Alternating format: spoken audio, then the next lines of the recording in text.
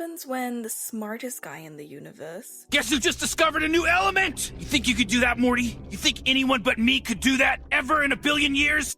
And the inventor of the universe... Time and space didn't exist until my explosion, which means I created the universe prior. ...can build anything except good communication skills. Let's deep dive into the emotional immaturity of Rick Sanchez and Stewie Griffin. I think the first consequence we see is that these characters have become lower in the hierarchy of their own families. You can argue that maybe they deserve to be at the top because they are the most intelligent. I mean, they're intelligent to a point we are unable to comprehend. Yes, slow Rick. Tall Morty, did I graduate this time yet? They break the fabric of space and time regularly. One invented portal travel, one invented time travel, one turned themselves into a pickle, one went back in time and kissed their mother. Point is, these are two very, very, very intelligent characters. You would think that intelligence would gain you some sort of respect in like your family setting, but in reality, if you look at Rick Sanchez, it's led to more disdain in his family setting. It's called a hug, Dad. It won't kill you. The worse his communication was with them, the worse he was just more focused on himself and didn't care about their emotional needs, the more the dynamic changed entirely, at one point leading to him being on the absolute bottom of the hierarchy of his family. The lowest status character in my idiot family. And for Stewie, season 12, episode 21. It's called Chap Stewie. He's watching a TV show. Chris and Peter are playing this really ridiculous game. They end up breaking the TV, and Stewie gets very upset and throws a tantrum that he can't watch his show anymore. I want to watch my show! Because he can't watch his show, he wishes for another family. He does everything he needs to do to get another family, obviously using that high level of intelligence. I'm going back in time to prevent that mistake. I'm going to break up Lois and the Fat Man before they can conceive me. He gets born into this British family, and it turns out that he regrets his decision because he has this big revelation that even though he is the smartest member of his family, even though he is not respected, even though he's never gets to do what he wants, even if he struggles with his family, it's okay because that is his family. That is, in his words, his group of idiots that he belongs to, and he by extension is one of them as well. I wanted to be free of the family of morons I was born into, but now I'm the moron! At what point does intelligence sort of take over? Let's say you're the smartest person in the room. If you are the smartest person in the room, but if you're in a room full of people who don't care, does it matter? Smart people get a chance to climb on top, take reality for a ride, but it'll never stop trying to throw you, and eventually it will. Do you get any solace from that? Do you get any kind of merit in your life? Does it add any meaning to your life? I think it adds in this particular circumstance. Stewie and Rick have never shown signs that they just want to... that they don't care about their family at all. Oh! Morty, where's your collar? I'll fix it. I dropped it! They do care about their family. They do care about these individual people. They do want to build a relationship with these people. As I look over my list of presents I want, I realize I don't need any of them. I trade them all to have my sister back. Inherently, they may believe that they're better than them. That's fine. They can believe they're better than them. They still have that dependence. They still have that need. These are cold-blooded killers. Rick and Stewie have both murdered people. You know, I envy you, Stewie. I used to be innocent like you. I've killed people. You think about it, you basically think that why does it matter? Why is it important to be at any level within their family dynamic? Because quite honestly, they should be impervious to any sort of backlash from anyone. You think I'm at the bottom of my family, cool, it doesn't matter to me. I can jet off and do whatever I want. I can be whoever I want. I can invent something and I can be rich beyond belief. We do see Stewie do this. When Stewie invented the wipeless dump, Our rainforests were hanging on by a thread. And obviously we know Rick can do it as well. The reason this is really impactful is because they're so smart. They are so intelligent. They're smartest people arguably in the universe, and they can't think themselves out of this problem. They can't think themselves, and it's not no use for inventions. Don't invent something to make everyone better and make things work for you. You as yourself, as the smartest person ever, think yourself out of this problem. Think yourself, how can I get my family to put me at the top? How can I, by whatever means? The fact is they can't think themselves into these situations, and that's sort of the humor of it, a little bit. It's almost, and I think as a viewer, that's where that enjoyment comes from, which is, okay, fine, yes, I am inferior because I will never be as intelligent as you, but maybe we can get a little kick out of the fact that, you know, as long as we hug someone every once in a while, maybe we've got slightly higher emotional intelligence. Who knows? I think it's interesting to see that if they can't control 4 or 5 people, like, it's interesting to see that they can probably control masses and masses of people to get to do their bidding, and they can't control 4 or 5 people in their immediate family dynamic just because they suck at communication. Maybe it's the elephant in the room, but you know I'm going to have to talk about it. Both of these characters struggle notoriously with addiction. It's not personified to the same degree as you see in BoJack Horseman, which is like a full case study on addiction, but you definitely see elements of it in these two shows especially. Of course you're going to see elements of it. I went to a baby rave last night, dropped a Flintstones chewable. It was a purple Betty. I was flying. Oh, please, what is this? What is this, a circle of perfect people? Who are you to judge me? Rick is the obvious. There's so much to go into this. Obviously, he's an alcoholic, he's a drug addict. He's a multi-dimensional alcoholic drug addict. We see there's probably a timeline you can put on it. Stewie is an infant. He is one. He's done far more than anyone will do, most people will do in their lives.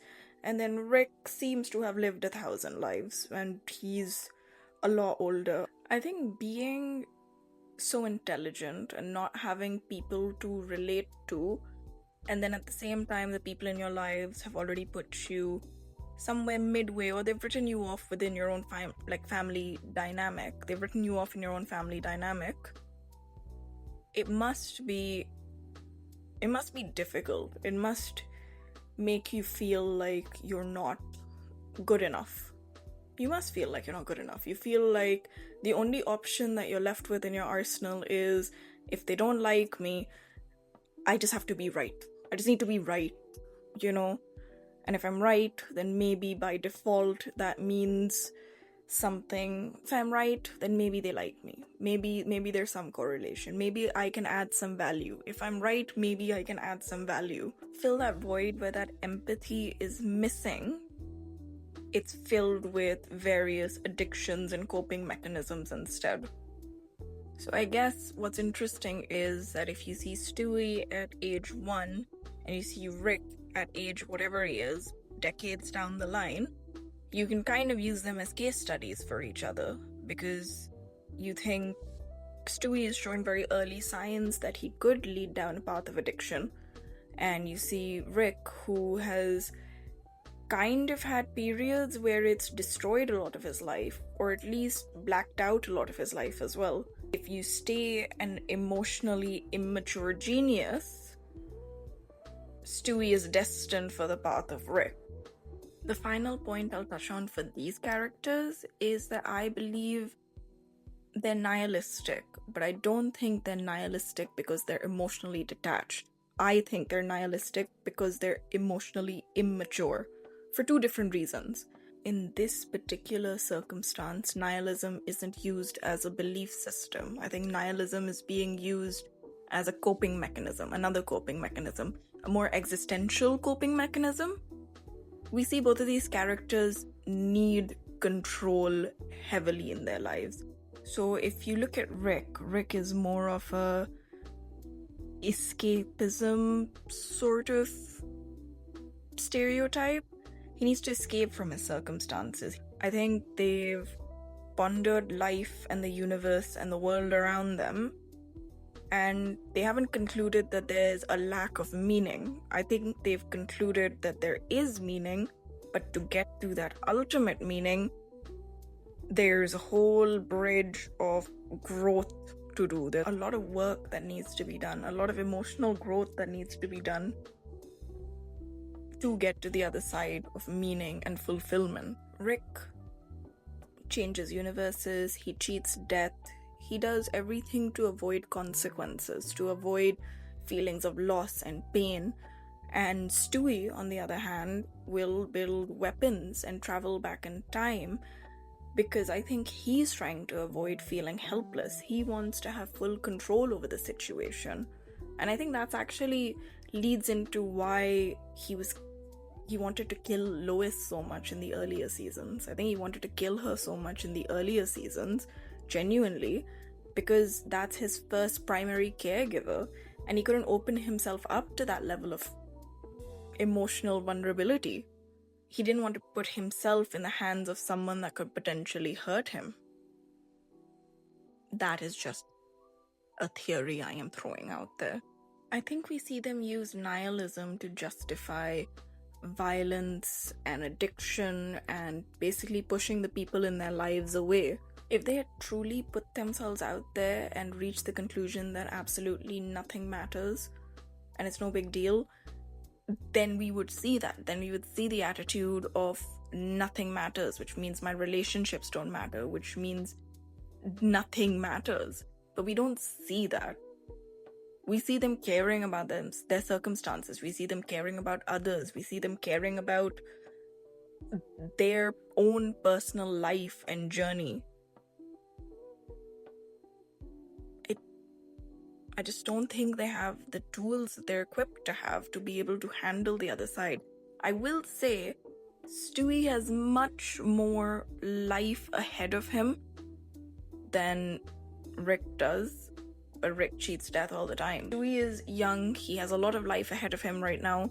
So I think we see more moments of vulnerability with him. Subconsciously, he has that fear of loss, and he has that fear of, if I get attached, what if it gets taken away from me? What will I do? How can I control the situation? He still has tantrums, he still has outbursts, he still has a lot of learning, he's still got a lot of growing to do. You can see that with him. This is very dangerous, and I have to make sure you never do it again. I won't, I swear! My honorable mention for Stewie is going to be season 16, episode 12, which is called Send in Stewie. So it's the first time that Stewie goes to therapy because he's forced to go into therapy. He ends up tearing his therapist down, but his therapist turns around, understands more about him. Stewie then opens up to him entirely. You seem like a very lonely little boy. Oh my God, I am! I'm so lonely! And by the end of it, he hits a breaking point, but he realizes that actually he's not ready for these feelings, he's not ready for these emotions, and he needs to go back into his shell, and he needs to go back to however he was, where he was safe and comfortable, and that was his life. God, what was I thinking? I'm never going to lift the veil, ever! Nobody will ever know the real me! And my favorite honorable mention for Rick, I know I should be talking about something very serious right now. You know the episode where he had to wear that crown, and the episode where, Beth and the clones change, and then he realizes that he's a bad father. I'm a terrible father. I understand I should be talking about those episodes, but quite honestly, I think where his emotional immaturity shines the brightest is season 5, episode 5, that cringe episode where he takes Jerry to see these hell creatures and they laugh at how cringe Jerry is, and then the final conclusion to that episode is where they give Rick this huge realization that it's not the fact that Jerry is cringe, it's the fact that you think cringe exists in a vacuum. And it's because you think he's cringe, your cringiness is what finishes the cycle, it finishes the loop. How do you not understand that? Two of you combined is what we call the lamest thing ever. Oh no. If there are any takeaways from this video, if you are the smartest member of your family, congratulations. You will suffer. Am I evil? Worse, you're smart. You will suffer, but all hope is not lost. Learn from their mistakes. Look at how these characters are being perceived, and through the Alice looking glass, maybe let's perceive ourselves a little bit. I don't think I'm the smartest in my family. I'm currently running for the title of funniest. Nobody laughs. Nobody laughs at my jokes, but I'm working on it. And if you need to work on things, we can work on things together. And if there's any other conclusion, I would say, if you think you need to be right, and that's what's gonna add value to people's lives and the people around you, no. The answer is just show up. Show up and be good and be kind and be nice and be funny. Be thoughtful. But, just show up and that's enough. You are worthy enough. You don't need to stress too much about these things. And that's why I like these characters. That's why I like these shows. I like these kind of takeaways that come from it. I wouldn't obsess about things like this if I wasn't seeing something reflected back. And you wouldn't be listening to me if you also didn't see something reflected back. Will I admit to you who my favorite genius on TV is? I don't know. I might put their picture here really quick for like 1 second. At the end of the day, I forgive both of these guys. I love them. I love them to death. They are one of my... They're brilliant. They're brilliant. I don't care how smart they are. I don't care how emotionally detached they are. I don't care about all of the points I just made. I still love them. I adore them for their flaws and who they are, and it's awesome. At the end of the day, Rick and Stewie obviously have a lot of growing to do, a lot of learning to do, as do we all. And therefore, I love them despite their flaws. We love them despite their flaws. They are just brilliant characters. They make the show. They bring their shows to life. They are the essence force behind it. I think, remove either one. Of course, from Rick and Morty, remove Rick. But remove either one of these characters. I think I'm talking about Stewie specifically from Family Guy. Family Guy is nothing. It's nothing. Nothing without Stewie. Maybe that's another video. What do you think? Do you think if either of these characters were sincerely given the opportunity to maybe dial down their intelligence and subsequently dial up their emotional intelligence, do you think they would take that, or do you think they would just be like, I don't want it? Personally, I feel like when you hit that level of intelligence, you don't want to dial it down because you're doing amazing things. And also at the same time, as a viewer, I don't want to see them dial it down. I want to see them dial it up even further, quite honestly. Because it's something new. We love them despite their flaws. We love the fact that they are manic geniuses. It's almost, I shouldn't say it's allowed, but obviously we do allow it. We let them slide for what they get more of a free pass than some other characters do. Well, let me know what you think. And what I'm hoping for is by the time I reach editing this video, I will have found something really funny to clip in here. Oh, what was I worried about? Oh, God!